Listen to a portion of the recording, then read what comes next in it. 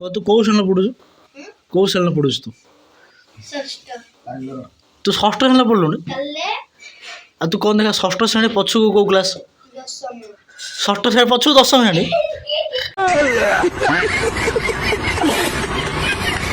ଆଉ ହଉଛି ତୁ ପଢାପଢି କିଛି କରୁଛୁ ନା କରୁନୁ? ଆଉ ପଢିଲେ କଣ ହବ କି? କଣ ଫାଇଦା?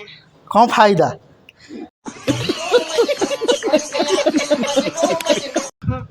ତୁ କିଏ ପାଠ ପଢିକି ଛାଡ଼େ? ତୁ ଜନ୍ମରୁ ଛାଡ଼ି ଦେଇଛୁ? ଜନ୍ମ ହେଲୁ ଛାଡ଼ିଦେଲୁ ବୋଧେ ପାଠ?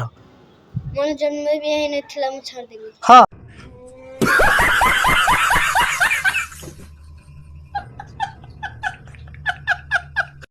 ପାଠ ଛାଡ଼ି ଦେଇ ତୁ କରିବୁ କ'ଣ ଏବେ ବର୍ତ୍ତମାନ? ମୁଁ ଏବେ ବାଥରୁମ୍ ସାଫ କରୁନି, ସେଇଟା ଚଲେଇବି।